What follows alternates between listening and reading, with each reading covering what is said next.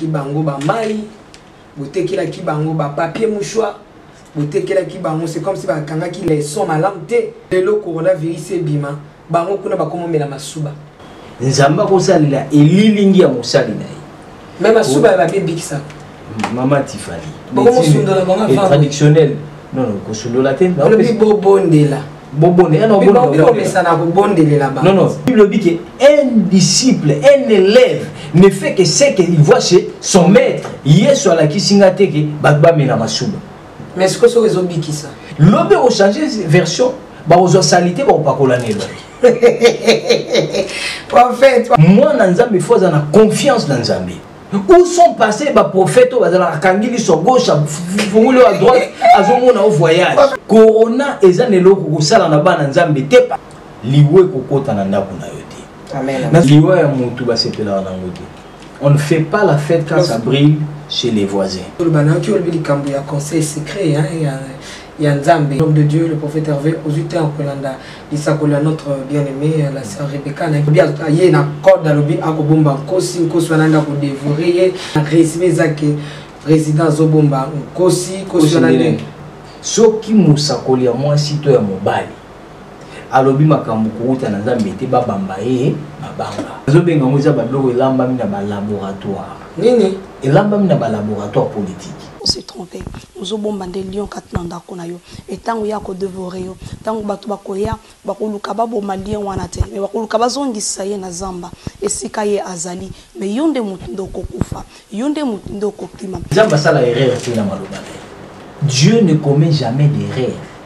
Mais prophétesse alobini. Abinzamba alobiki okokufa. Nzamba biki okokima. Ozanga moyo okokima. Et ozanga place oba koyamba yo. Muto akufi akima kale susu te. Ah!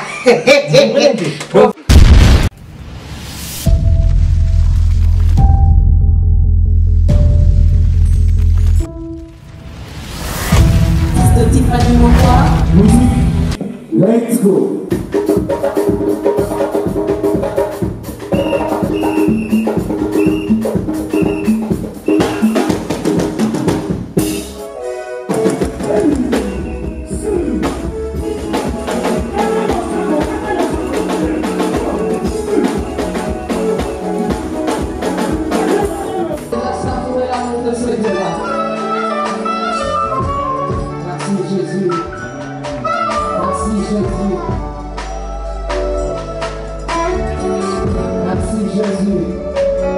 Et je m'en vais dire déjà shalom, bonjour.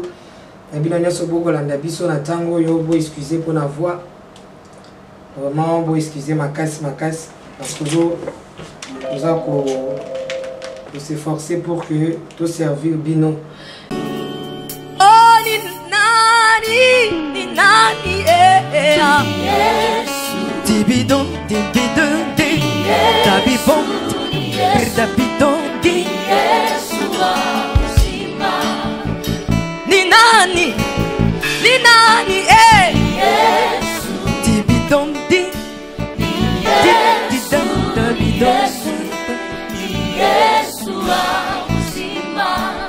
Aksanti sana Bwana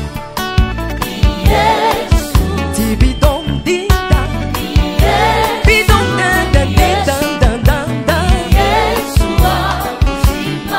bandimi na Yesu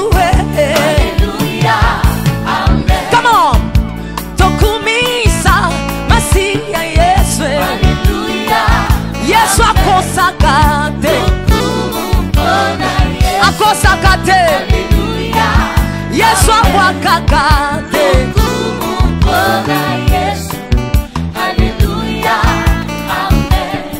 nalabi seleka ngai nakosale la Yesu na ngai nakosale la Yesu na ngai. Est-ce qu'on peut acclamer Jésus? Est-ce que tu peux acclamer le roi de rois?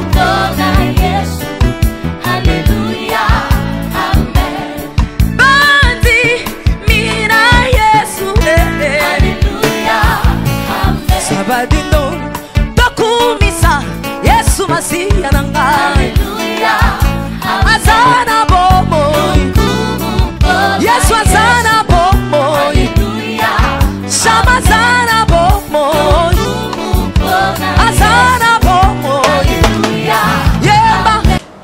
tous allez un prophète, quand tu peux bonjour prophète, bonsoir. Bonsoir maman Tiffany.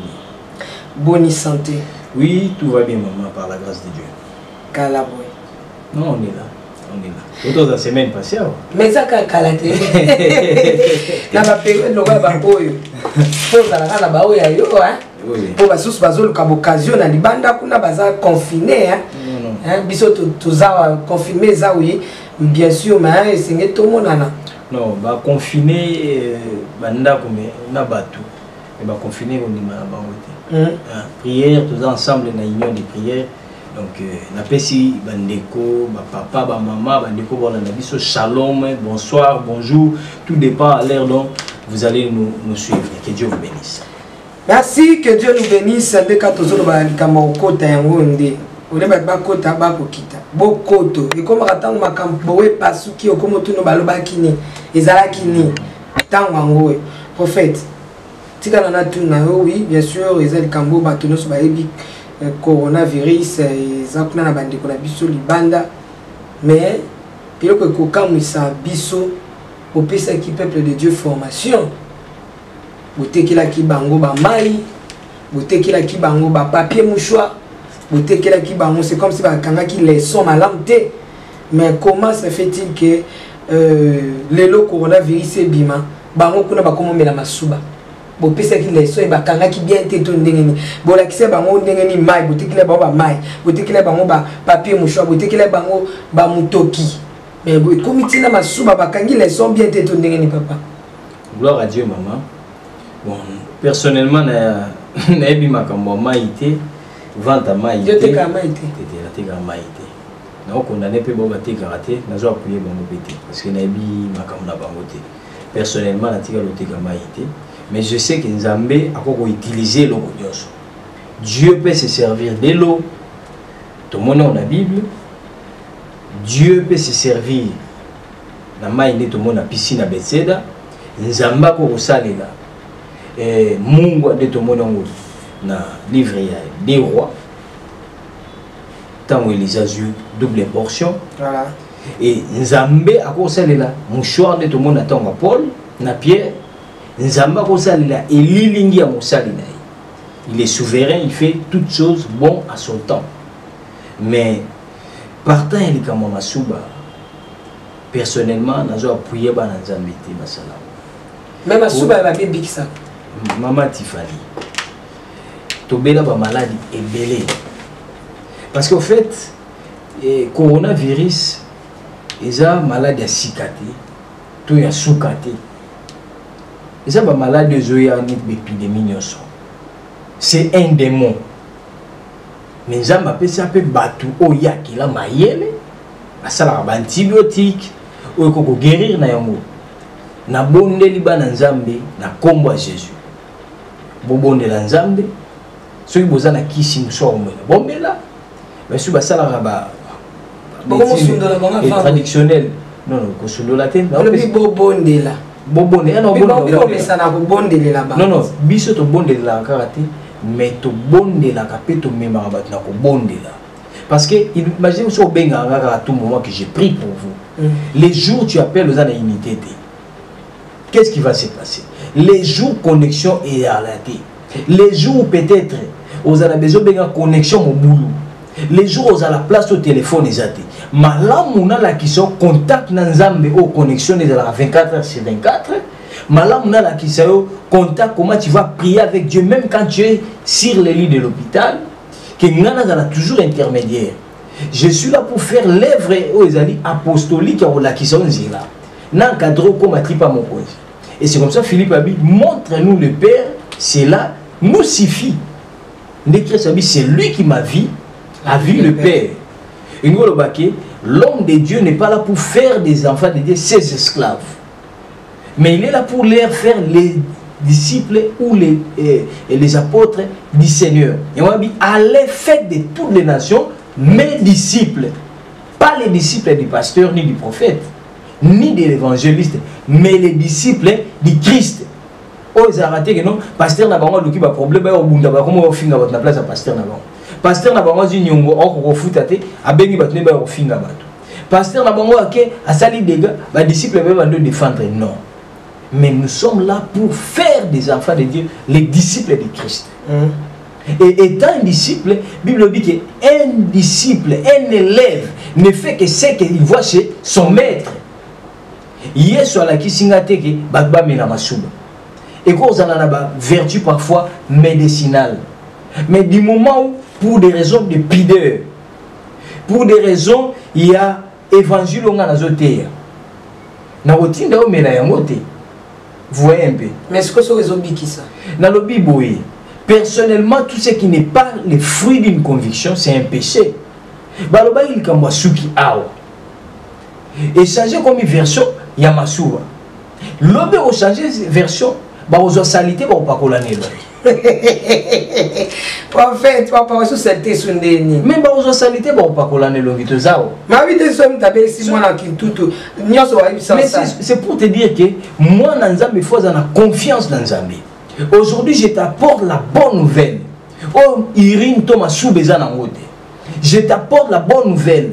Maîtriser à Jésus-Christ Ezali, guérison pour nous na combo na Jésus-Christ. Je sais qu'il est vrai que pandémie est bomi batou. Il est vrai que tu es même orphelin de père et de mère. Il est vrai qu'il détruit ma foyer à batou. Mais moi je t'annonce ceci, que mon frère, ma soeur, tu ne vas pas mourir au nom de Jésus-Christ. Je t'annonce la bonne nouvelle où Ezali y a ma prophétie au tout côté. Je t'annonce la bonne nouvelle, Ezali, prophétie écrite et puis écoutée par Dieu. Oui, là, mami, dans le laboratoire, il y a un Zambé. Parce que je parle des choses dont j'ai écouté dans les conseils de Dieu. Parce que prophétie est à deux dimensions. Pourquoi? Parce qu'un prophète, c'est celui qui se met dans les conseils de Dieu, à assister à conseil en Zambé. Alors, qu'est-ce qui se passe? Il assiste dans les conseils de Dieu. Ayoke balobi na conseil est en réunion. Pour nous spécifier, on va comprendre. Il y a des conseils des ministres, par exemple. Il y a l'Union européenne, il y a le gouvernement congolais. Vandi balobi, il y a membre du conseil des ministres. Au lieu qui soit peut-être, Mouto va bien participer. Tu écoutes, tu comprends, et puis parfois, étant ministre d'information qui est né, c'est ça le rôle des prophètes. Azam Mouto assiste à un conseil en Zambé. A memi makambo qui na conseil à transmettre ndenge ayoka ki babisa ki aloba. Par contre, deuxième des choses, il y a même Michel Abininiké nazala qui n'assisté na conseil en Zambé. Na moni Zamba pesi question na kasa conseil. Alobi qui fera en sorte que akaba kende na bitumba kufa. Abina kati ya conseil na moni mamo esprit moko aye abingai Zamba tuni osala ndenge abina kokota na minoko basakoli. Na comme esprit à mensonge. Ngade la osala ke akaba kende ya kende okufa. Abisala yango. Vous comprenez un peu? Ne conseil et fonctionnera bon. Et puis deuxième dimension d'année, mutu oyo ko capter azana bakano parce que information spirituelle hier na bakano belé. Satan n'a pas dans bakano naï. Parce que la preuve n'est n'attend Michel avec ko assister dans conseil. Nous mona ba mbiku di pe basakola. C'est-à-dire, dans le conseil, papa Nzamba Lobi n'est pas. Nzamba Lobi azobi qui sa guérison déjà ezali kati ya bana na Nzambe. Vous savez, je vais vous dire une chose. Satan a le cas qu'on yiba vedette là-bas dans Nzambe. Qu'on yiba gloire en Nzambe.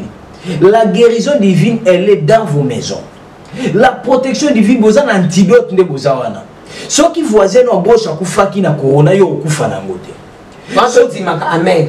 Là, tu dis oui et amen parce que c'est la parole du Seigneur. Je parle de la parole du Seigneur, ainsi dit l'Éternel. Je ne parle pas des choses dont Moutou Aya Kanisi, Aya Bimisi, non. Où sont passés les prophètes à Kangili sur gauche, à droite, à Zomona au voyage. Prophète passe la boua. Prophétie voyage Limout. Tekola yebi ki ba corona ezalpuna. Zambia azobati la na ba oya eba kendo. Nzambe siko azu modernité a comme modéré pour le voyage. Vous comprenez un peu? La prophétie voyage et là li. Prophétie malade il y a mabala et là li. Et comme quand la prophétie esprit de mort. Comment toi tu peux toujours voir l'esprit de mort? Mais là où il y a la mort, toi tu peux affecter la mort par la vie. La prophétie il y a mariage et d'aïe. Et Koufi. Vous comprenez bien? Par rapport à Corona, c'est pour dire quoi? Bananza menazo ko éveiller esprit na bango comme un messager de Dieu. Amen. Comme un prophète mandaté de Dieu, établi par Dieu. J'ai dit que Corona est un élo pour ça na bana nzambe parce que elle est moi maquillé dans le colanda. Boutou elle est là boutou a traversé. Nazo bisa bana nzambe nyonso bazolanda biso. Mokola lelo tant to kokoma minuit. Bondela nzambe. Yebse Seigneur tozokota na kati ya Pâques. Pâques ezali tango tozoka intimité mutu azolia nzota Christ. Même na ndako place ozali. N'invitons mokola lobby. Ça la service à Sainte Seine. Parce que Bible le dit, il a fait de nous un royaume de sacrificateurs. Il n'a pas fait seulement ton pasteur sacrificateur. Il a fait de nous un royaume de sacrificateurs. Sacrificateurs dans la barite. Entre autres, la Sainte Seine est parmi biloko. Et ça, le christianisme est la base, le socle du christianisme. Ça, la Sainte Seine, na mobile, nous na banana yo. Tu vas me poser la question, ça la Sainte Seine nini? Zoa farine na yo, balola yango comme il se doit. Soko tia munga, soko tia sucre yo, mais ko tia levure te. Soko tia huile d'olive na kati yo. Otumbi yango, vous prenez ce qui est du vin dans la Bible lobby, vous consacrez cela, vous priez. Aux yeux les sans alcool n'a précisé le côté. La Bible m'a parlé de vin. Non non, je ne peux pas dire ce que la Bible ne m'a pas dit. Bible dit o akobakisa châtiment na o akolongola mikolo na ye. Bible dit si nous 20. Je n'ai pas besoin de venir corriger la parole de Dieu ici. Nzamba ibaka 20 sans alcool, na 20 et alcool. Mais moi Dieu m'a dit dans la Bible na moni bakomi 20, je me limite là. Je ne vais pas venir philosopher na zo ba dogme ya batunacha. Ferme ta maison, reste avec ta femme, reste avec tes enfants, reste toi-même. Bondela, ça c'est ton corps. La Bible dit que quand vous ferez ceci en mémoire de moi, je te dis, dans mon miracle dans la Sainte Seine. Dans mon délivrance, c'est ça dans la Sainte Seine. Dans mon mutabiki, dans poison dans la Sainte Seine. Amen, amen. La Sainte Seine, elle est sacrée, consacrée. Alors, nous avons dévancé dans 4 émissions, nous avons déclaré dans le commun de Jésus-Christ. Oh, nous avons dans l'émission. Nous avons affecté l'onction de Sainte Seine dans le commun de Jésus-Christ. Sainte Seine est purifiée quand même. Nous avons dit que même ce qu'on a qui n'est impureté, à cause de la déclaration de l'Oba, à cause de la prière, nous avons déclaration, ce sont des oracles que je déclare. Nous avons déclaré qu'on la purifier au nom de Jésus-Christ. Nous avons déclaré qu'il n'a pas quoi les lots. Même ceux qui m'ont soumis qu'on pèse les colonnes. Bible nous dit à qui donc vous allez pardonner les péchés, il lui sera pardonné. Je te pardonne que tu sois pur au nom de Jésus-Christ. Et partant dans vous, je dis qu'à cause de vous, liwe kokota na ndako na yote. Amen. Nazo pesa pour ne pas prendre trop de temps. Bana nzambo bazana ndako botanga Nombre chapitre 27. Nombre chapitre 27. Les versets 1 à 8. Nombre chapitre 27, les versets 1 à 8. Nakati wana bazolo balikamo ba fille ya Tchelofane. Babi ke bana basi wana bakuti loi moko de Zezalaka. Loi mo ezanini. Moi si aza na droit à héritage te. Zaki exécuté et exécutoire na batunyeso. Mais elle comme il tourne bon papa na bango abota ka bana basi. Atuna nzambe atuna ka volonté n'était pas pese bana basi. Alors nzamba permettre que azoka ka bana basi na mokili. Moi na zo bazala bati. Na mwasi na mobali bonne zo ka bana. Na kama mwa mutaboyi mwasi. Ote azobotela ka bana basi. Nzambe na pesa ka bana.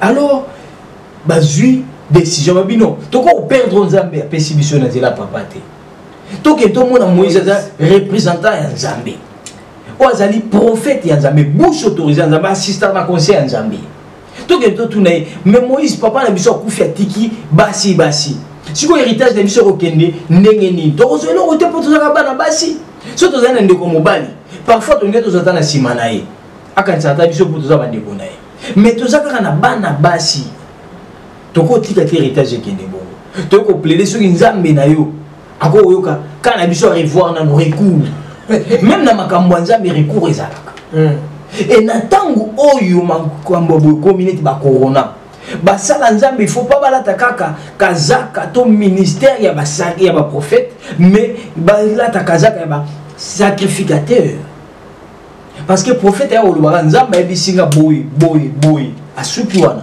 akobakisa ta ko olongola te mais na kati ya Bible ya singa il y a des prophètes sacrificateurs. Moïse a dit prophète sacrificateur. Samuel a dit prophète sacrificateur. Oh, ils ont dit un nzambe na on détruire peuple habité nzambe on détruire bangote. Tala likambu a plaider nzambe va zongi sima. Parce que sacrificateur a dit ça nzambe abi soit au limbisi peuple soit au boyi bomanga. Parce que les sacrificateurs a un sacrifice à tel pour ils ont remplacé peuple. Et c'est comme ça que je m'étais comme prophète et sacrificateur de l'Éternel. Pour nous même ceux qui ont même si vous avez une distraction, na sengi mawanzambe likolo na yo kokufa na corona te au nom de Jésus-Christ. Nzamba prolonger mikolono na se ya moi. En fait que yo sale na nzambe. Nzamba yo ke la bana no mawa. Comme sacrificateur de l'Éternel, n'a déclaré que situation va tout suivre yoté. Nous avons changé situation à Yonda, changé ma fille à Chilofan. Et tu verras cela au nom de Jésus-Christ.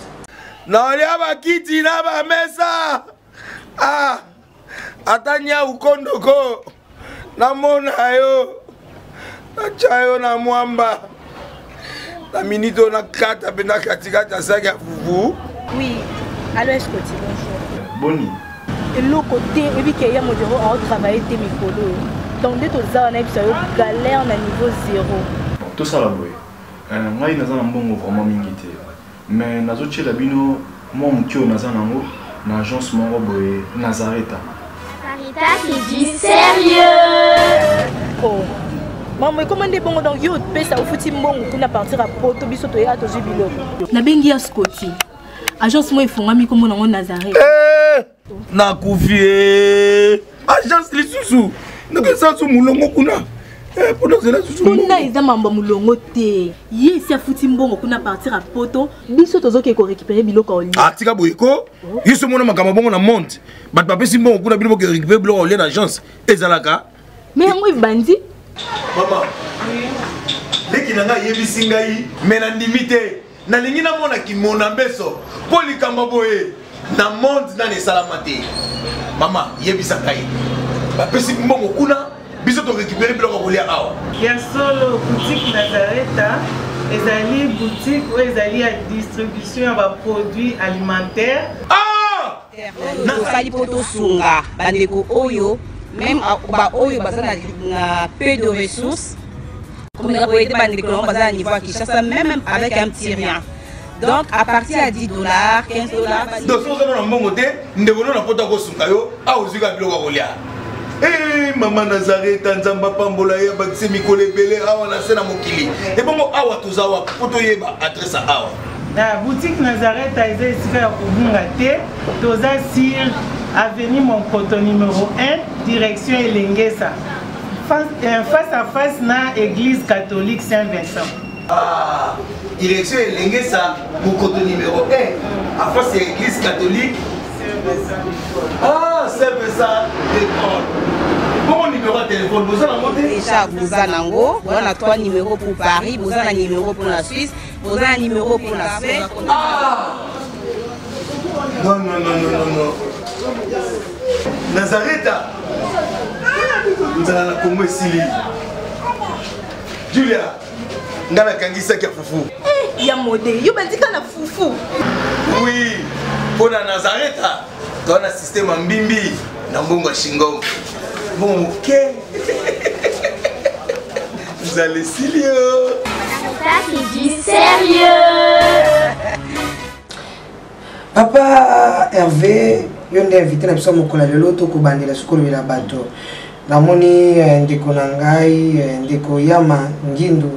Allez bonsoir la Certifani na lela fort, ngapi na lela bino fort na France. Et donc ndeko na biso France kuna Albi abatisa le biso le long na France to commis déjà na plus de 13 685 mort. J'en profite pour présenter, souhaiter donc mes condoléances Nalibota dans la famille Mbiye Mobimba Oyo Babungisi Monseigneur Nzambe le pasteur Pichou Mbiye na Mboka France. En tout cas tout ça Elongo Tokolela, donc que le Seigneur Isaka pasteur Pichou Mbiye, il y a plein de hommes de Dieu Bakoufi Belé ton Toko na ba Facebook Toko mona e ko ça vraiment pas si n'habite sur que famille Mbiye ça. Oui, j'ai vu ça c'est maintenant depuis hier la nuit et na moni vraiment mes condoléances. Nous avons fortifié Bino, perdre un être trop cher et ça fait toujours trop mal. Et surtout que c'est un homme de Dieu. Ils ont liwa Monseigneur Nzambe mo ils ont 100 personnes bakoufi, 1000 personnes bakoufi. Alors ils ont fortifié Bino et les plus grands problèmes ils ont liwa té. Et ça le lengini no kende la té, mais ça qui place on kende. Tu vois que Bible dit hérédé à présent les morts dans le Seigneur parce qu'il va beaucoup paiement. Mais ça là est Orlando. Mais papa le ko ça passe na nga peto lo belangwa et belé ba comment ko c'est la batuliwa parce que ba bazoko fait belé maintenant il y a ceux là le lemi a s'infiltrer ba comment ko s'appelle liwa moi mutu bena ko c'est mutuliwa mais mutu akufita zali parce que moi toi communication sur la Facebook on dit moi vérifier pe ezate déjà ça mutamboli mutu ana sa kufi papa mais quand on ko lobela bandi comme ça comme zongo lo kwa lisano lo kwa s'occuper ni or les amakambo ezo sa so pasi liwa ya mutu ba sepela na ngote. On ne fait pas la fête quand ça brille chez les voisins. Liwa ya mutu simba mina maboko ya Nzambe. Ingo lobaki koko c'est la moninga ton de kono liwate parfois nous kufa liboso na. Alors je demande à tous nos frères, tous nos sœurs, parfois ça peut par erreur information vérifiée, ça là un peu large, nous vérifier dans nous ainsi de suite, avant diffuser le romoko. Et parce que liweze lo ya malamu mingité ko pesa rango pa mutu du moment profiter ce n'est pas bon. Merci to aimé émission, émission invité batu Msusu Bakota papa tikato bana ki olbi likambo ya conseil secret ya Nzambe. Exactement na conseil secret na beaucoup tapé bino na bino ba prophète bokei puis beaucoup tel qu'il y avait aussi un prophète X ou Y ou Z de prophète Mobazaki deux akam na mtakota na ndenge na ye moka na Nzambe na parfois ba angelo. Non makambo Nzambe za réunion collective te Nzambe benga mutu benga jamais batu na liboke abenga mutu na ndenge na ye mais sauf que a signé batu ba mandat oyo a signé mandat par exemple aux ana badge il a laissé passer aucun de place X ba bi ke badge mutu a délivrer mo eza mutu songolo il faut botti ka sanini ali kande si ko confirmer za na bombe bo bazana ba badge pesa bango accès na bombe l'office azoya bazana bezo ba mona elongika mutu azana badge te mais ba mona laisser passer. Quand Dieu appelle chaque personne, mais il faut message converger. Et de plusieurs façons, mais converger. C'est ça. Donc le message se converge. Non, Dieu est multidimensionnel et omniprésent. Mais bon, merci. Tout droit au but. Pasteur, je pense que l'homme de Dieu, le prophète Hervé, aux UT en Kolanda, il s'appelle notre bien-aimé, la sœur Rebecca, n'a été sur l'andi, tout répété. Non, c'est encore répété. Kolanda qui était prophète? Non, l'andi, l'école, mais c'est encore répété. Non, prophétie n'est pas basée sur le président de la République. Oyazoko Sengana vraiment na code alobi akobomba kosi wana ko dévorer vraiment skeba parce que yé penani ko la ko bois qui saye na la président mo ba bois qui sa monter pour peuple ko lande mbango azana mbango. Elle a dit beaucoup de choses mais na résumé ça que président Zobomba kosi wana kabilo ba prophète we ba ko décortiquer ce qu'on a tapé ce message na ngina sunga bana Nzambe nangi lelo na loba qui veut l'entendre makambo Nzambe ya biloko il faut tozongo na réserve malade na mte de parler encore lukela ngango pe kuna makambo Nzambe eza biloko il faut na réserve makasi to sakana na babilamba to sakana na mituka to sakana na bambongo mais makambo nzambe nzambe faut ko banga ye. Bible bisi biso boye. Soki musakoli ya mwasi to ya mobali. Alobi makambo kuuta na nzambe te babamba ye mabanga. Alors toza awa na Kisasa. Tomona frère moko abongwani na tongo na poko akomi évangéliste na midi akomi apôtre na buto akomi prophète. Aleki alobi ke nzamba ebisie ke awozala candidat député a échoué. Nzamba ebisie awozala candidat président de la République. Tokomi era déposition ya ba candidature. Basenge bango caution ya $100,000. A entraîné pe na mouvement néona bato ba yebi nzambe te na bato ba yebi nzambe likolo. A memi ba na kati ya mouvement na ye. Comme ça question mutazaki ki katier lobby. Soit disant bongoli motema. Il faut comme un pasteur malamoko. Est-ce que so bongoli motema neti Simon le magicien? Est-ce qu'il faut comme un pasteur toi apôtre Paul? J'ai dit non. Tu peux servir le Seigneur autrement. Mais le mal c'est quoi? Si vous avez un musicien, à bon moment comme pasteur, toi comme prophète, tout soit il faut qu'on ait yemba kaka. Or en réalité, ce n'est pas forcément ni Moussa Bando sana mokindo sana panzani. Nzambe ndaza maître à moisson. Akolo bandoza boyo comme sentinelle. O epese ordre te. Akolo bandoza boyo comme huissier. Akolo bandoza boyo comme secrétaire. Mukolo entreprise engagée va tout place oyo alingi. Vous comprenez un peu? Mais si le mal est que ngana zo osala en compagnie mutunabi, nga il faut tchanga ka place même l'équipe la football. Entraîneur dans le baki na ba capacité au beta 4. Yo joueur au boyete. On va yo beta 7. Prophète, pardon, analyse parce que alors partant dans qu'est-ce qui se passe? Eza ba biloko yo nazo benga mo eza ba biloko elamba mina ba laboratoire. Nini? Elamba mina ba laboratoire politique. Nini elamba mina? Mais il y a un message de l'âme dans le laboratoire politique. Je le parle en connaissance des causes. Je sais que ça va gérer. Non, je parle. Non, mon seul endroit où ça gêne na introduction on a parfois saisir ngate. Na biso que batu ba sakana na mituka, ba sakana na bilamba makambo nzambe te. Mon seul endroit solo ko sakana na bilamba nzambe te. Ba ko zate ba pesio mbongo ba biki kindolo ba bobo sala boy. Lo ba bobo président benga yo po batu ba biki ba président to banani ba banga liwa. Vous comprenez un peu? Allez, nzamba yebisingai okokufa, okokufa omona mobule okota. Mama Tiffany, entre nous, to bondela nzambe awa. Mobule zoya ya makasi. To beke liwa ko nzambe alaksara liwa, alinga liwa ko mate. Asenga biso to bondela feka détourner yango. Parce que nzamba alinga ba congolais. Alors, to bondela nzambe to moi comment nzamba épargnant. Mais comment est-ce que muto peut cette prophétie à désordre ya liwa ya bato? Parce que ce chef mo wakoyi c'est que bato belé bosani ne ba ino saba okufa. Nzamba za na plaisir ni makila congolais tanga lisusu. Etanga na nzala. Etanga na bitumba. Etanga na ba Ebola. Yango na kuone okota anti na kombo Yesu. Ba dans la quantité.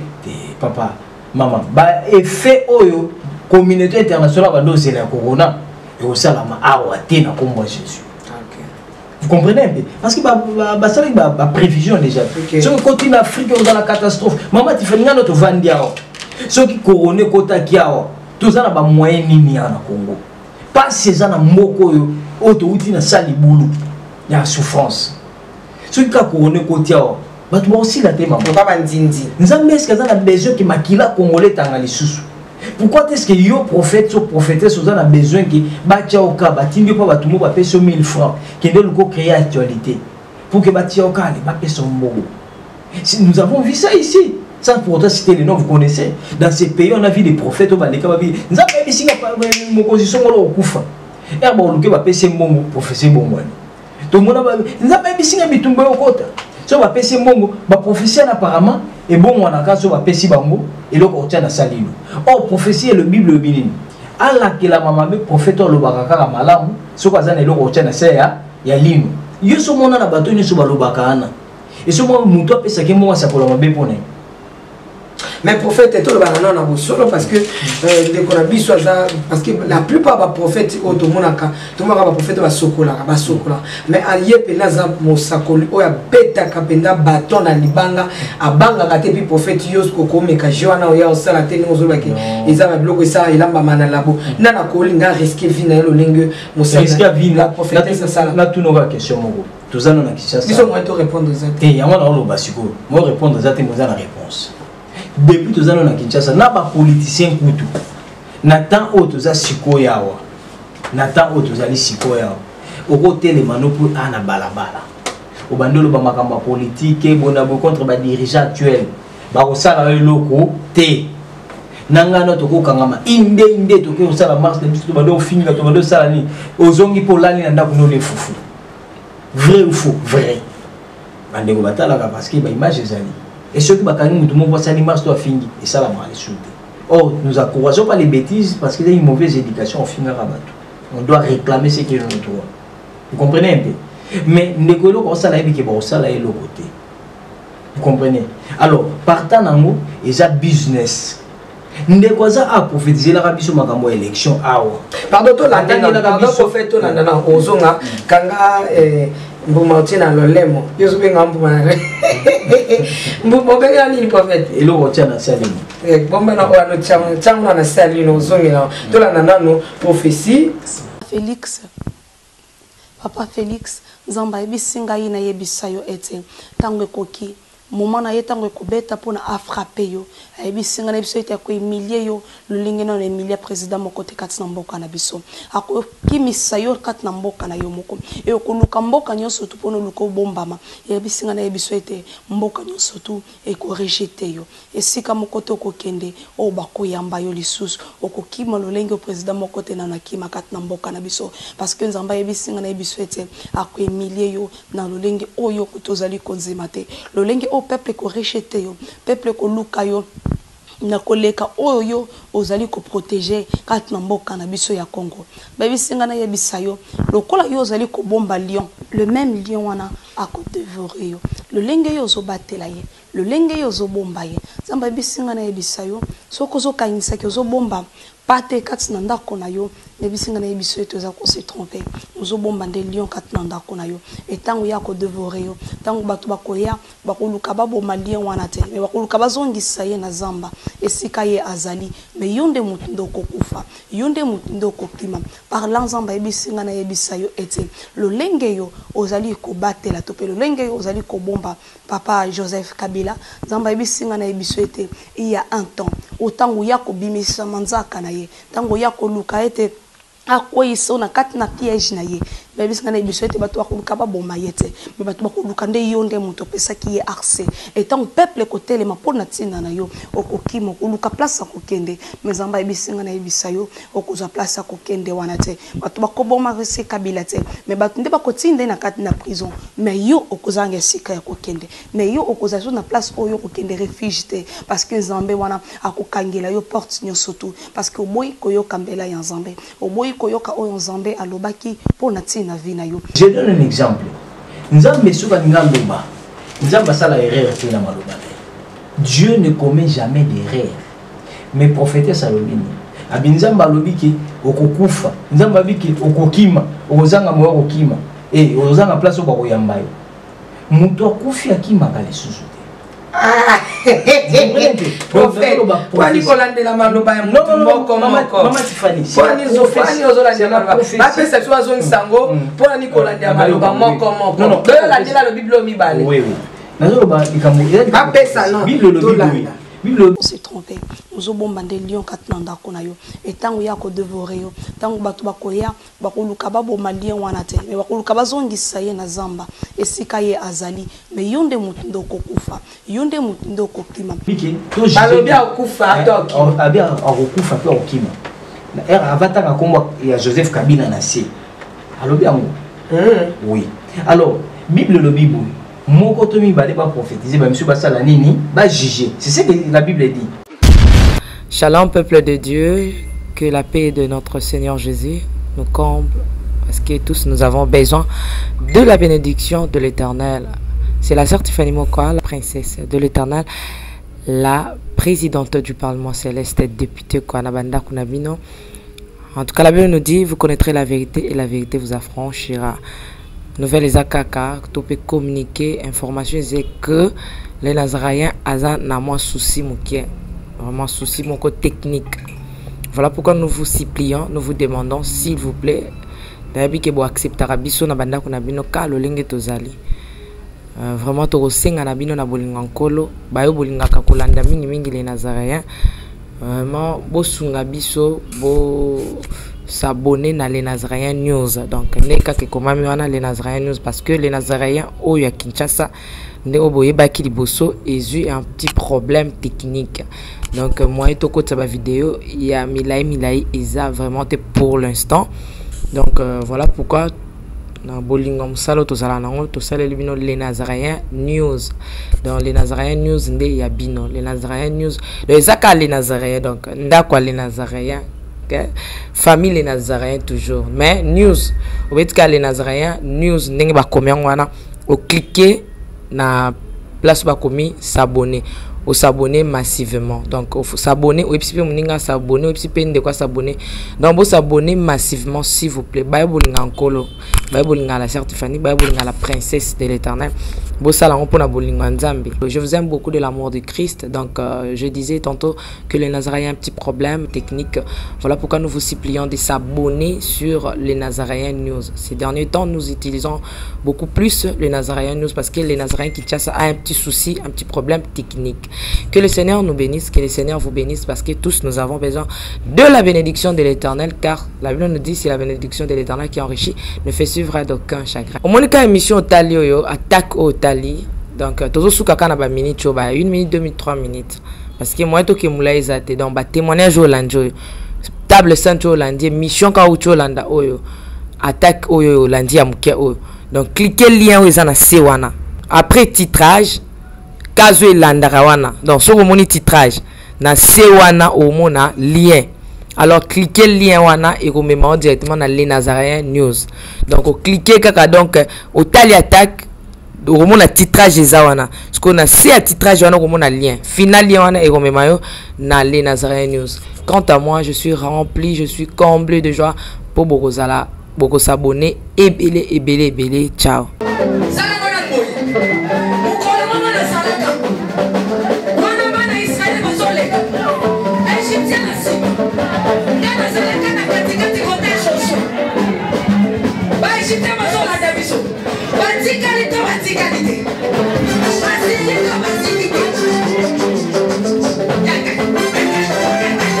Loba Satan azana ba problème. Oh asimbi kisi. Asimbi kisi. Eli kambwa kisi te yobe ke do luka kisi na osala nini? O simba.